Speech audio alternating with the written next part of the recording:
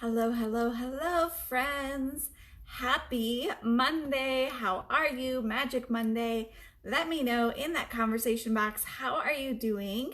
How are you? Welcome to the Witching Hour, day one of the Witching Hour. This week, we're taking the entire week to talk about witches, witchcraft, answering all of the questions. Last weekend, I posted a post on my profile. You can check it out. And I asked you, what do you want to know about witches? It's a question that people kind of shy away from sometimes. It's a topic that people have a lot of thoughts about in our society. And so I wanted to know what your opinions were, or what your thoughts were, or what the questions were that were kind of bubbling up inside. Maybe you had never had a chance to ask, and I wanted you to have a chance to ask. I wanted us to start a conversation. And my idea was that I would go live and answer the questions. And we got so many questions. I loved it, right? There was so much conversation going on. It was amazing. There was so much conversation going on that it's going to be an entire week. We're going to do a witching hour for the entire week this week and answer all the questions. I split it down into 5 sort of theme days. So we'll cover different topics on different days and kind of break down into all this information, right? So let's get into this. Tonight, I'm going to tell you about the different topics we're going to cover on different days so you'll know exactly what we're going to be talking about. Tonight, we're going to be talking about WTF is a witch. What's a witch? And how do we separate it out from the stuff that society has kind of lumped it all into? Because society is pretty good at that, right? Society is really good at putting labels on things, and society is really good at saying all these things belong in a box. Tonight, we're going to go poof, burn that box, right? And be like, hey, guess what? This isn't all witchy. This isn't all the same thing. I'm going to give you some definitions tonight. We're going to kind of sort some of that stuff out. We're also going to talk about tonight who can be a witch, right? Can you be born a witch? Well, I don't know. Can you? Right? Can you just decide one day you want to wake up and become a witch? Like, does that work? Right? We're going to sort through that tonight too. So let's talk about all of this stuff. Hey, everyone who's jumping on. How are you? I'm so excited to see you all here. Let's see who's joining us. We have Shannon with us and Lisa. Hey, Shannon. Hey, Lisa. Hey, Melissa. Hey, Kathy. How are you all doing tonight? Hey, Melissa. Jennifer's here. Hey everyone, how are you? If you're jumping on live, say hello to me. I see some other people, but they haven't said hello, and I don't say hello to you unless you say hello to me because I don't want to call you out. So if you're jumping on, say hi to me so I can say hey to you. And if you're catching me a second time around on that second video, drop a recycled symbol down there in that conversation box so I know you came back and watched this video so we can have some conversation then that second time around, right? Because I still want to say hey to you. I still want to interact. So before I go any further, let me introduce myself. I'm Angela. I'm a witch, and I go live every day talking about creativity and imagination and energy. I'm also a life coach. I talk about how to live a green, imaginative, creative life where you're living in alignment with your values, because it feels so good to live in alignment with your values, right? Feels so good. So Lisa just told one of her friends, right, avoiding the S word, told one of her friends that we are on here hanging out. Let your friends know that we're on here hanging out, that we're having a party, that we're talking about the W word, the big W word, right? We're talking about it all week long. Let your friends know so they can get educated, or if they have questions, they can ask them too. So, hey Barbara, hey Marianne, how are you this evening? Let me know where you're coming from. Barbara says she's joining us from Las Vegas. I'm in Cleveland. Where are you from? So let's talk about this. How many of you have at some point in your life heard some stories about what witches are? I did, right? I grew up being taught some practices, right, that witches practice, and we'll talk about that here in a second. But I'm not green, Melissa. That's right, I'm not green. Right, we get told all sorts of funny things, right, growing up, that witches might be green, right? Witches that we see on TVs and in movies are often green. They have warts, they have funny looking noses, right? All sorts of things, right? We might be taught that they're evil. Maybe you grew up as a witch. Maybe you grew up in a family with witches, and so you grew up understanding that wasn't correct, but you also grew up sort of feeling a little confused because the society that we live in teaches us that one thing, right, witches look like one thing, but maybe in your family, witches didn't look like that, right? So how many of you had that experience, right? You grew up hearing these stories that witches maybe were were doing these weird things, that they had these big cauldrons and that they were throwing toads in them and all these other things, right? I mean, like casting bad spells, exactly, Marianne, right? Like we got told all of these stories, right? So let's talk about this. This week, I want to talk about this. I want to talk about the stuff that we got told. I want to talk about what witches actually do. And I want to talk tonight about what witches actually are, right? I want to talk about, hey, Sarah, how are you? Hey, Lisa, man. I want to talk about who witches are, what witches are. And I want to separate it out because, sorry, I was trying to get that to focus. I want to separate it out because sometimes, right, when we hear about witchcraft in modern society, in modern American or modern European society, we hear about witches and witchcraft and Wicca and paganism and the occult. And then we hear hoodoo and voodoo, and all of it starts getting Ouija boards. And I mean, like, it all just like this woof, woof, right? It's like all of it just like gets gelled together. It's like someone took a box of crayons and like stuck them in the sun and all just got melted into this like really messy, colorful sort of like thing, right? And so the first thing I want to do tonight is separate some of that out so we know what the heck it is that we're talking about, right? Because that's not all the same thing, right? So some of you might be like, whoa, it's not all the same thing, and that's okay, right? This is about learning this week, right? So it's not all the same thing. Wicca and witchcraft and paganism and hoodoo and voodoo and the occult and Ouija boards. Ouija boards are a tool. We'll talk about that later this week, right? They're not all the same thing. So let's talk about this, right? So first of all, the occult and paganism are both words that are sort of, you can think of them as umbrella words.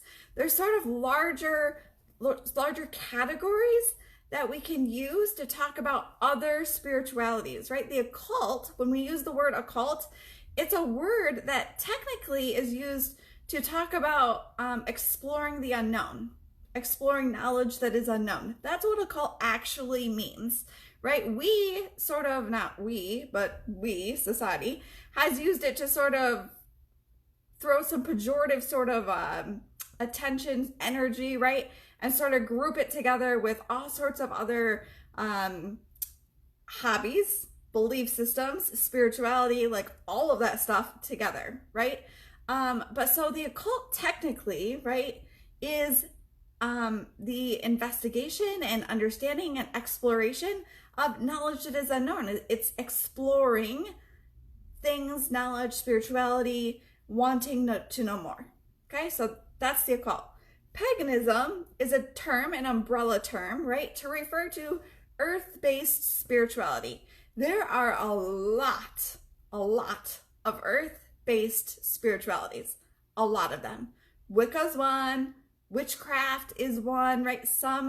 We'll talk about this. Some people who practice witchcraft have an earth-based spirituality, but witchcraft is really based in magic, right? So it may not be a spiritual practice for those people. We'll talk about that here in a second and break that down a little bit more. But so Druidism is another sort of category that falls under paganism. Shamanism and shamanic sort of practices fall under there. Some people simply identify as a pagan, right? Because they have a spiritual earth-based practice, but they're not necessarily tied to a certain practice. And so identifying as a pagan, right, allows them to pick and choose and sort of grocery shop the beliefs that fit well for them, right? But so paganism is sort of this umbrella sort of term. And you also have neo-paganism, N-E-O, paganism, and that simply means newer paganism, because paganism, earth-based spiritual traditions, have been around for a really long time. Really long, like ancient, right? Like predate Christianity, because Christianity came after paganism did. So neo-paganism simply means like newer paganistic beliefs, right? It means like more recent, right? In the last, say, 100, 200 sort of years, okay? So now that we know what the occult and paganism is, let's dive into what witchcraft, witches, and Wicca are, because we need to sort of dissect these and separate them out a little bit, because a lot of people use them interchangeably. And you can use them interchangeably. There are a lot of witches who use them interchangeably, right? And there are a lot of witches who fall into all the categories, but I want to give you some definitions again tonight so that we can start to understand who it is that we're talking about, what it is that we're talking about, so that we can all talk about it in similar ways, and so we can understand what the actual definitions are and what it is that we're talking about, because I think that really helps this conversation. Then we can talk about who is a witch, who can be a witch, and how can you be a witch, right? Because that's what we're going to talk about tonight, right? Do you want to know who can be a witch? How many of you want to know if you can be a witch, or who can be a witch, or maybe you want to know if you are a witch, right? Like, I don't know, right? All right, so let's figure this out. So I have my definitions written down, right? Because it gets kind of technical here, right? Because like you can be one, and if you're one, like you could be another, but one doesn't necessarily equal the, like it gets a little funky. All right, so technically Wicca is a religion, okay? Now I want to be clear here. Religion is different than spirituality. One is not necessarily better than the other. One is more organized, religion is more organized, and spirituality is something that you choose, right? Now you can choose religion, but religion is organized. Like it's kind of like church is organized. Religion has like a system to it, right? Like a building, or like organizations that you can call and talk to on the phone, or that you can get mail from, etc. Spirituality, you don't necessarily have that. Maybe there are still organizations that represent your spirituality, but you don't dial up your spirituality. Religion, you can dial someone up on the telephone or on the internet, right? That's kind of an easy way to think about it. So Wicca is a religion, okay? So what separates Wicca from witchcraft, like the most basic sort of understanding, and now keep in mind there are entire books written on this, and I'm trying to fit it into like a short little explanation here, but the easiest way to remember this, what separates it, is magic. And I'm going to walk you through the belief system here in a second, but when I talk about magic, I'm not talking about like rabbits out of hats. I'm not talking about like card tricks, right? Although we do talk about tarot cards, but I'm talking about using the energy, the natural energy of the planet, the natural energy of the universe, and manipulating energy to try to create something, or to try to create a change in our lives, a change that we desire. So an easy example of this is setting intentions. If you're someone who sets intentions, or have you ever read The Secret? Let me know if you've read The Secret. Drop secret in that conversation box down below. If you've read The Secret, if you practice setting intentions, or if you manifest, you believe that you can change the universe. You believe that there's a universal energy that you can tap into, right? And that you can change that there's abundant energy, and that you can use that to change your life, right? You believe that in the power of your mind and all of that, right? That's magic, right? I'm not saying that it's spells, right? That's a different kind of working with energy and working with the universe, right? But it's all still magic, okay? So that's what I'm talking about. I'm talking about working with the energy of the universe, okay? That's magic. Now, I'm not saying that necessarily has to make you a witch, right? You can set intentions, you can manifest. That doesn't necessarily make you a witch, right? But that's what I'm talking about. So if you're someone who's purposely working with the energy of the universe, that helps you, right, sort of move from just believing and practicing a religion that is based in respecting the earth, respecting your fellow human beings, right? So in Wicca, there's a belief that what we do, what we put out, comes back to us threefold, right? So it's kind of similar to karma, right? Or similar to the golden rule. You want to be kind, you want to appreciate other people, you want to practice kindness and love and compassion, because that energy that you put out comes back to you threefold, which means that if you do other things that aren't as kind, right, those things can also come back to you threefold, sort of again like a karmic sort of belief system. So There's that belief system. Some Wiccans celebrate or worship deities, just like Christians worship the Christian God. Now, I want to be clear here that there are Christian witches. So you can be a witch and not be Wiccan. You can work with the energy of the universe and worship the Christian God and practice Christianity. But if you are practicing as a Wiccan religion, right, then that's different than Christianity. And you can practice a Wiccan religion and be a witch because you're practicing magic. So that magic is really where it separates out. All right. Another thing that separates Wiccans or makes Wiccans different than other spiritualities is that they celebrate the turning of the wheel of the year. Okay, so think of a wheel, split it into 8 sections, and that's how we keep time as Wiccans. Also, some witches practice the wheel of the year, but that's how we separate the year into 8 chunks, and those are called Sabbats. They're holidays, they're holy days for Wiccans. And 2 of them are the solstices, and 2 of them are the equinoxes, and then there's 4 other ones, right? But so that's another thing that's really important in Wicca, and it's because we're tuning into the earth, right? It's very, very important that you're one with nature, you're paying attention to nature, and your life is sort of based a lot around nature. It's sort of, again, living in alignment with your values, and your values, one of them is very much tuned into nature and the natural world, and respecting that and understanding that you are a part of it and it's all cyclical. So I also have written down here that you're living in harmony, right? You're living in harmony with nature, you're living in harmony with other human beings, you're remembering that rule of 3, right? So that's Wicca. Now, witchcraft comes in, right, like I said, with the magic component. So you can be a witch, like I said, and not be Wiccan. You can be Wiccan and not be practicing magic, right? Now, when I say magic, again, that could be manifesting, that could be spells. When I say spells, I literally mean spells. It says I'm just, oh, okay, I'm back, good. Okay, I'm back.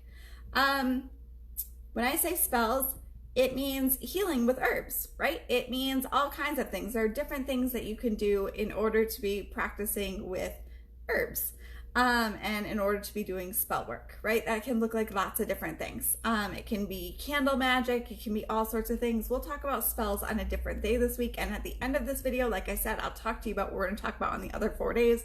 One of those days, I'll talk about spells because I know that's something people have lots of questions about, spells and hexes and all those kind of things, right? Hexes are not common. I'll tell you that right now, but we'll talk about all of that on a different day because we can't talk about it all today because this video would go on and on and on for like hours. All right, so now that we've talked a little bit about what Wicca is and what witchcraft is and what the occult is and what paganism is, hey Cheryl, how are you?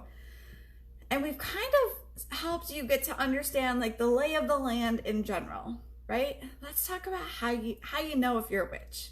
How do you know, right? Like, I mean, I just said that manifesting with The Secret is magic, right? And so some of you might be thinking to yourself like, shit, am I a witch, right? Like, am I practicing magic, right? Like, whew, right? Okay, take a deep breath. I did not just diagnose you with witch. Okay, it's not a diagnosis. You're okay. That's a joke, by the way. It's a witchy joke. All right, so let's talk about this, okay? I'm glad you're laughing. I'm glad you guys get my humor. Okay, you can, so I got a couple of different questions here. One of the questions that I got is, can you be born a witch? So this is kind of testy in the world of witches, and I'm going to explain to you why it's testy. So the answer is you can technically be born a witch. And you notice that I said technically there. You do not have to be born a witch. And I want to make that really clear. It does not have to be in your blood. You do not have to be a certain percentage. You don't have to have anyone who taught you to be it. Your mom doesn't have to have been it. No one had to have been a witch before you. You can decide that you want to be a witch and you can study and learn how to be a witch, right? But yes, technically, some people, right, came from a heritage or line of witches. Now, the reason I say that it gets kind of sticky in the world of witches is because there's something called witch wars, right? Which a long, long, long time ago, right? There was like a long time ago before the persecution of witches, before it became dangerous to say the W word, because since it became dangerous to say the W word, since the persecution of witches, it's been harder to track who comes from a line of witches, because nobody wanted to say that, or much fewer people wanted to say it. But before that, right, having a witch, right, when you were a king, or having a healer, because witches are healers, having a sorceress. Witches and sorceresses are the same thing, right? When we think about stories like Merlin and the time that Merlin took place, having those kind of people in your circle, or in your family, or in your kingdom, right, was a powerful thing. You had someone who could do magic. You had someone who could manifest things for you. You had someone who could go out into the woods and pick herbs and come back and potentially heal your family if they got sick. And we didn't have the kind of medicine then that we have now. So that was a very prized resource. And so there were witch wars. There were witch wars over which family was better. There were witch wars over whether or not you were really a witch. There were witch wars, like it was kind of similar to whether or not you're a real this or real that these days, right? And so I want to make clear that those witch wars still technically kind of go on in the witch world. It's a little harder now to prove it because of the witch persecutions. But so in the end, it doesn't really matter. And when you start to read the literature, that's what you're going to find out, is that it doesn't really matter. When it's all washed out in the literature now in 2019, what's been decided is that it doesn't freaking matter whether or not your ancestors were a witch. It's cool if they were, right? That's great. But it doesn't matter. You can learn, you can tap in. The important things to being a witch are that you have intuition. And guess what? Everyone watching this has intuition. We all have the ability to tap into and build our intuition. Our intuition is a muscle. It is a sixth sense. And just like we can learn to grow other things and strengthen other senses and tune in and strengthen other muscles, we can strengthen our intuition.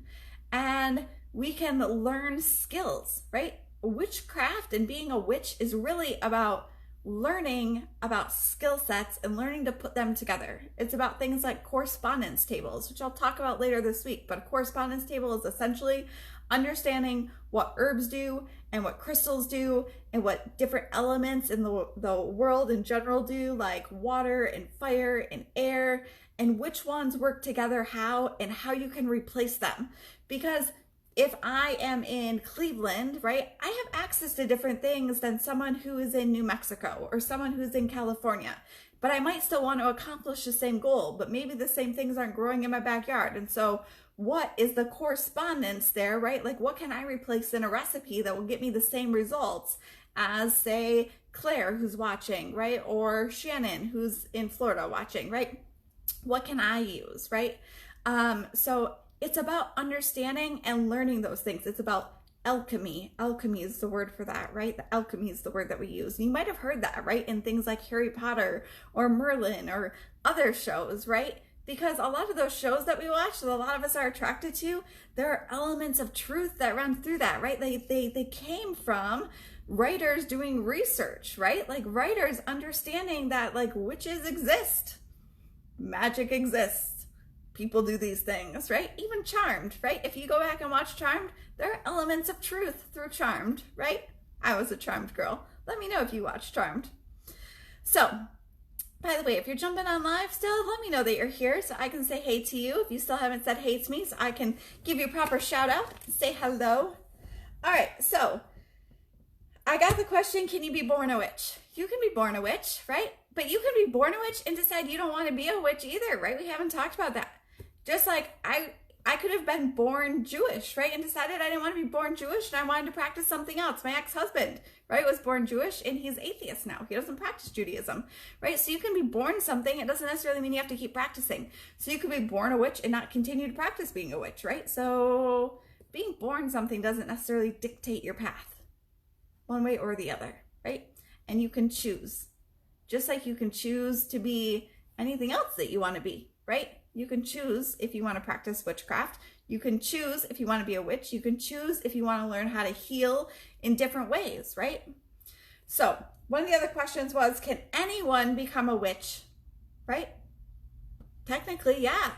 Anyone can become a witch. I even talked during this live about the fact that there are Christian witches. There are people who are Christians who also practice magic, right? So anyone can be a witch, right? It just takes practice, literally practice, understanding, studying, right? Practice. The last thing I want to mention, right, before I tell you about the rest of this week and the other topics that we're going to cover, is the difference between a solitary witch and a witch who is in a coven, right? Because this is a question that I get quite often, and it ties into this who can be a witch thing. So anyone can be a witch. Anyone can be a solitary practitioner. Now, if you want to be in a coven is what we call like a group of witches. You can kind of think of it similarly to a church. That's a very loose sort of similar, but it's the best sort of like connection that I can draw, right? But it's a group of witches who practice magic together. They also practice usually Wicca together also, right? But it's a group of witches. And in order to do that you can't just decide you're going to do one day, right? That you have to, it's a little more organized. That you have to find the coven, right? There's a process to getting involved with a coven. There's a process usually to being initiated, and that has a lot of connotation thanks to our society again, right? That I talked about earlier in this. That connotation doesn't necessarily belong there, but I can't get into that whole connotation in this video, right?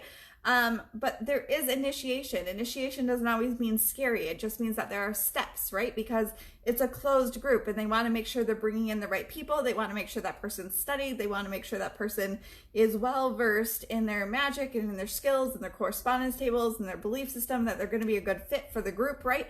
Before they come into a coven. I am a solitary practitioner, right?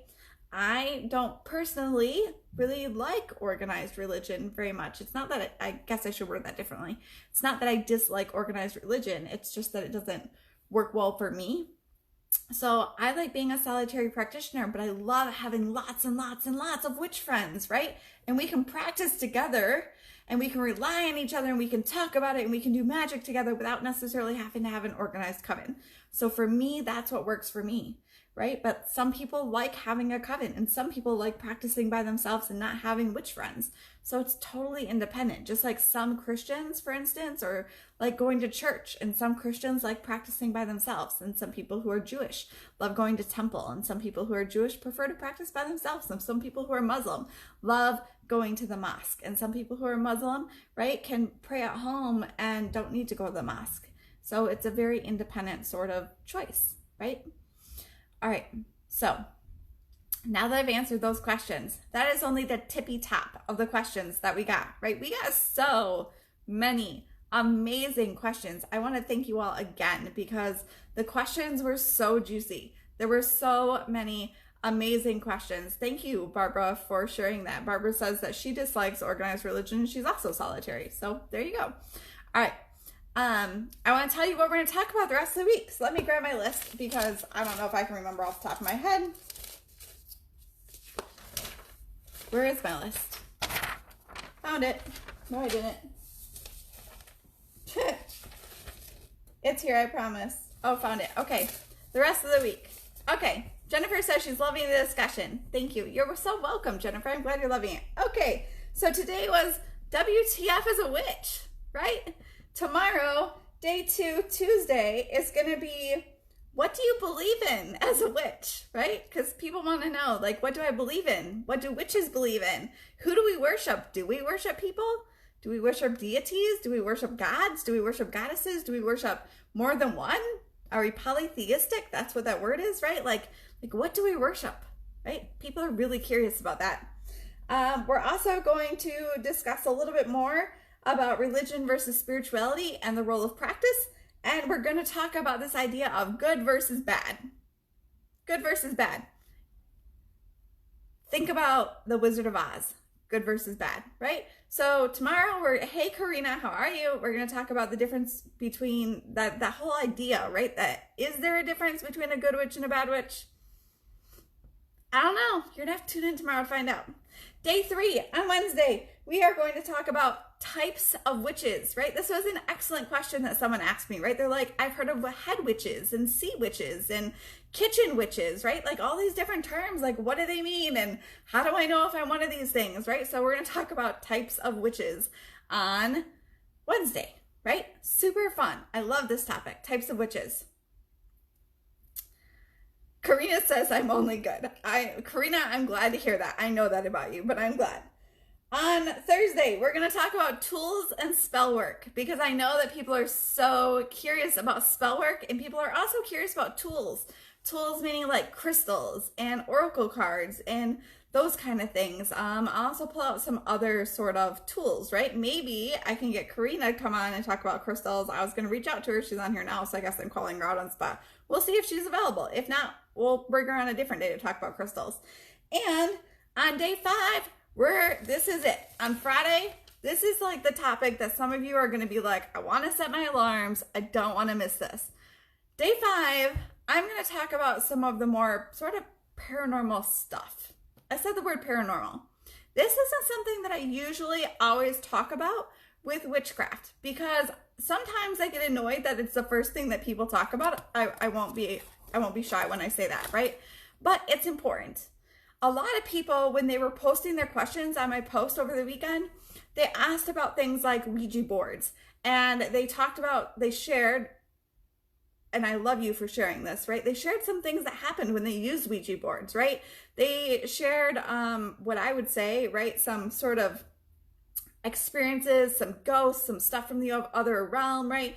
And so I want to talk about that, right? Because as someone who's intuitive, as someone who can channel, as someone who can talk to ghosts, as someone who has them all around her all the time, as someone who has had that experience, she was young, I'm going to share a lot of my experience, a lot of lessons, a lot of tips on how we can properly be using things like Ouija boards, on what we don't get told, on a lot of that paranormal sort of stuff on Friday. We're saving it for Friday because Friday is like a fun day and I feel like it's sort of a fun topic to talk about, right? It's serious, but it's also fun.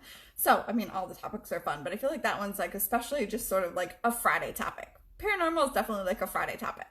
All right, so are you excited? I'm so excited. I'm so excited. It's going to be an amazing week. With that, I hope that you have a fantastic rest of your evening. I hope that I see you back here the rest of the week or on the replays this week. I'm going to pop off of here. Make sure you tell your friends about this. Tell your friends. We're going to educate some people this week.